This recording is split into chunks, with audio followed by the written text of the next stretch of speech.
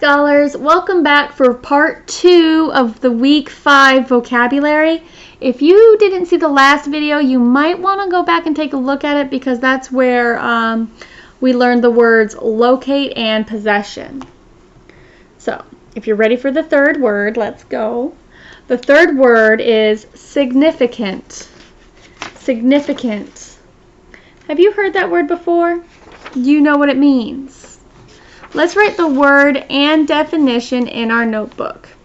Significant. S-I-G-N-I-F-I-C-A-N-T. Significant. If something is significant, it has importance. So if something's significant, you're describing it. Significant is an adjective. It's a description word. So let's write the definition. If something is significant, it has importance. All right, so now we're going to number our paper 1 through 5. I like to go across the bottom, and this time you are doing a check or an X. You don't have to worry about writing a short answer here. And what you're going to do, if something is significant, you're going to give me a check.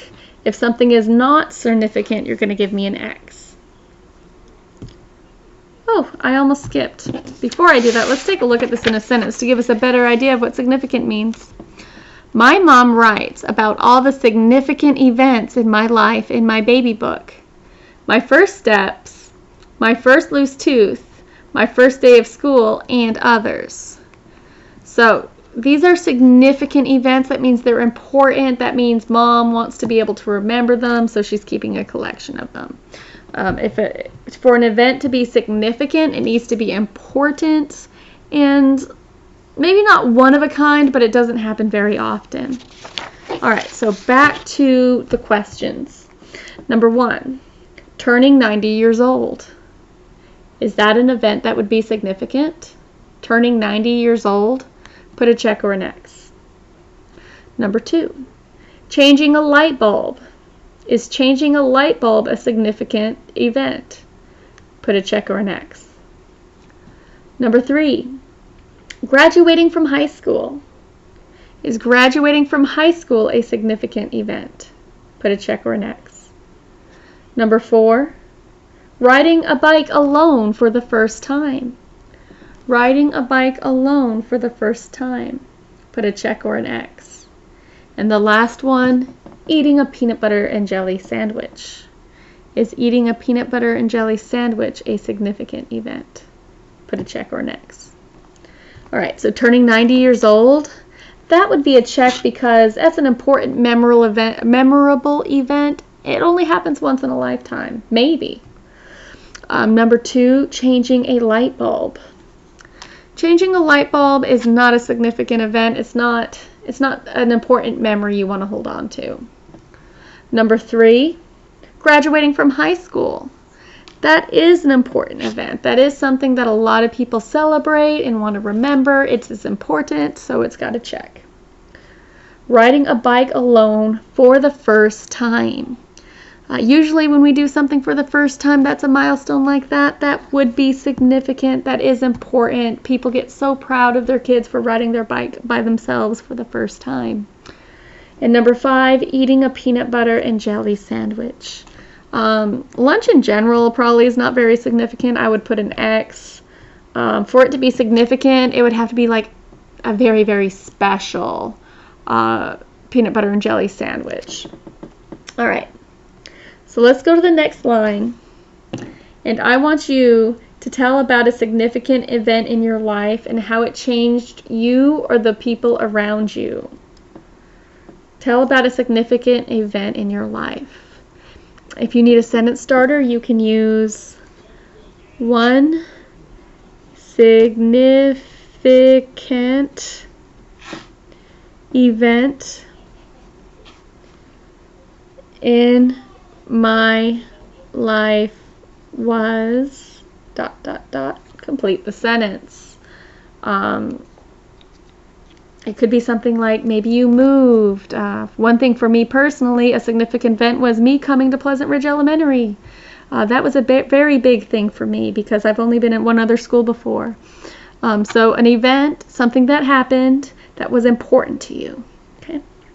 You can pause the video if you need more time. Otherwise, let's get on with the fourth word. The fourth word is ascend. Ascend.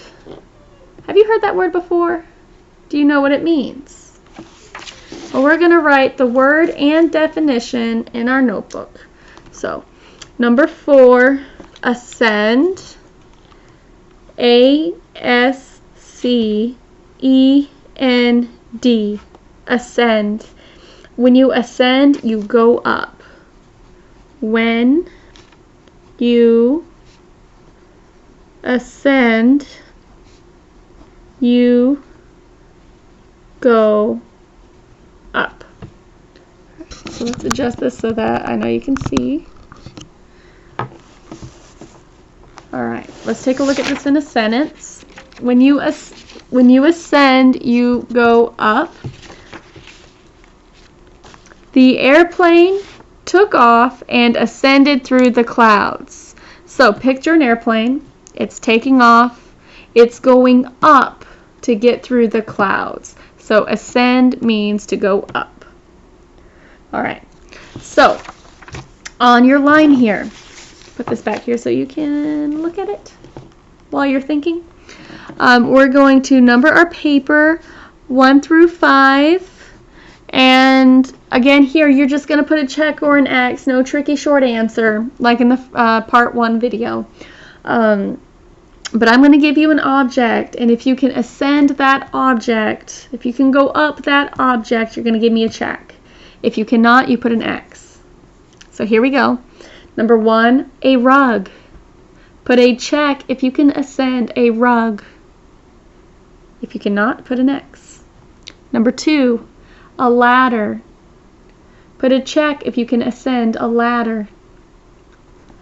Number 3, the stairs. Put a check if you can ascend the stairs. Number 4, a mountain. Put a check if you can ascend a mountain. And number 5, a birthday cake. Put a check if you can ascend a birthday cake. Alright, so here's the answers. Number 1, a rug. You cannot go up or climb a rug, so it is a X. Number 2, a ladder. That's a check. You can ascend or go up a ladder. Number 3 was the stairs. If you can go up the stairs, you can ascend the stairs, so that is a check. Number 4, a mountain. This one might have been a little tricky, but you can go up a mountain, so you can ascend a mountain, so that is a check. And number 4, a birthday cake. I don't know about you, but I am not like a tiny elf or fairy or anything, so it would have to be a really big birthday cake for me to climb it, and even if it was a really big cake, it would probably fall apart, so I'm going to put an X. You cannot go up or ascend a birthday cake. Alright, so for your sentence below, that's the last thing we have.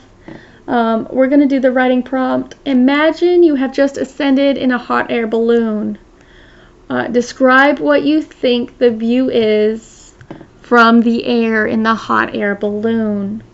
So, you're telling me what you can see up in the hot air balloon.